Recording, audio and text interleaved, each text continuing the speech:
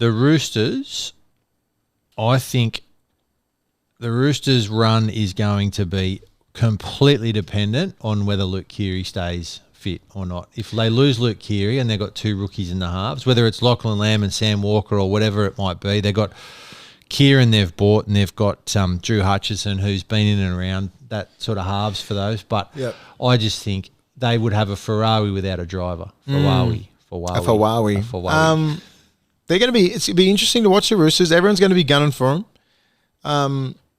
You know, and I think, you know, Steph Curry, I think they've been struggling. This is an NBA reference. They've been struggling a fair bit, and they're like, they've been getting flogged by teams. He's like, people have got memories of getting pretty. He didn't say in these words. They've got bad memories of us flogging the hell out of them a couple of years ago.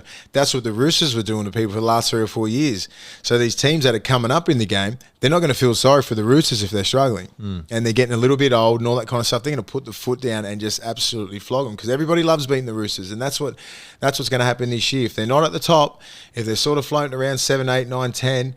Teams are going to be running real hard. And if the foot's on there, if it's like 24-10, they're going to be going for like 40 or 50. So they'll be gunning for the Roosters, but they've got some great players, mate. I just hope to God they look after him. Jake Friend and, their skipper, Boyd Cordner. I just hope they look after these guys. I reckon the first time that I thought this Roosters, and it has been a dynasty with these players. It has been, mate. And I looked at when they got pumped by South in that last game of the regular season last year, they just didn't look like a Roosters team. And then they went out in straight sets.